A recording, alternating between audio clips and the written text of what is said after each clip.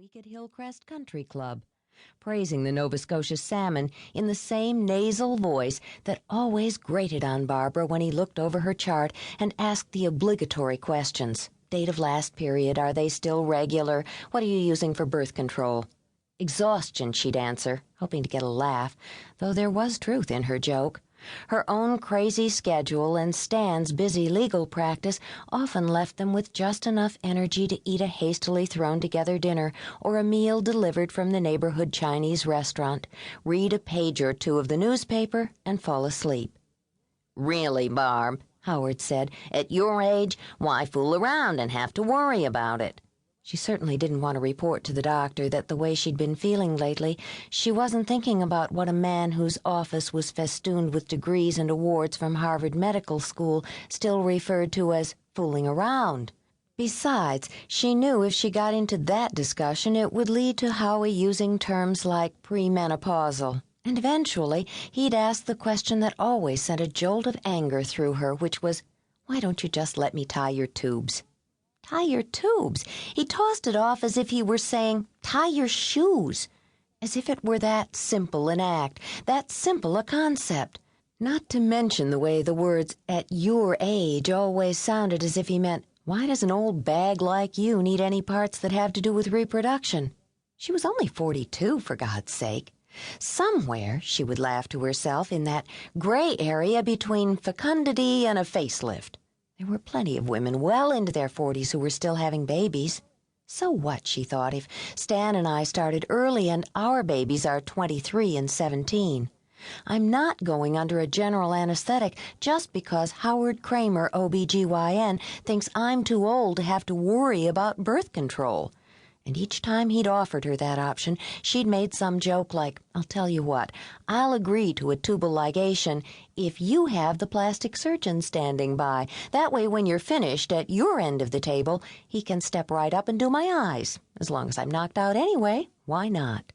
But she knew she was wasting the levity on Howard Kramer, who'd never been famous for his sense of humor. After Howard removed his rubber gloves and made some notes on her chart, he invariably launched into a long story about one of the celebrities he treated. It was appalling to her the way he could go on endlessly about some anchor woman's cervix or some television star's sterility, leaving in the names and details, while at too polite to stop him, Barbara sat on the table, a prisoner of his monologue. Sometimes she'd try rustling the blue paper gown in which she'd been uncomfortably clad for the examination, hoping the sound would bring Howie back from his narcissistic reverie, convey the message that now that her pap had been smeared, she was out of there. But he never noticed. And that was why, she told herself this morning as she sat at her desk enjoying a rare quiet moment in her workday, she was postponing making her appointment this month. Because being face-to-face with Howie Kramer, not to mention face-to-vagina, was never a picnic. This morning she looked at the most recent postcard from his office sitting on her desk with a coffee ring on it because she'd been using it as a coaster for her mug. No, she'd be damned if she'd fall into the same trap and go to Howie Kramer again. This minute she'd call her friend Marcy and ask about the female doctor who treated both Marcy and her daughter Pam. She got as far as putting her hand on the phone, but something stopped her from making the call. Probably it was the reality that going to a new gynecologist would mean somehow juggling her own time to fit into the doctor's schedule, then sitting in a strange waiting room filling out a clipboard full of forms.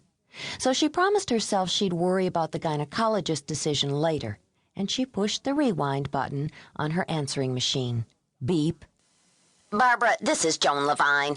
I'm calling to tell you that Ronald is trying to get out of our session with you today because, as usual, he says he has some business he can't put aside, even for his own son.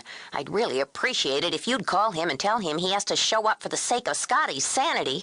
This is just another example of how that son of a bitch doesn't give a good goddamn about Scotty, and when we go into court, believe me, I plan to use it. I, of course, will be there at 11 as scheduled. Thank you." Poor little Scotty Levine. His parents were going to keep beating each other over the head with him until he fell apart, Barbara thought as she made a note to call Joan Levine back and tell her it was okay if her estranged husband didn't come in today. Joan and Barbara could use the time.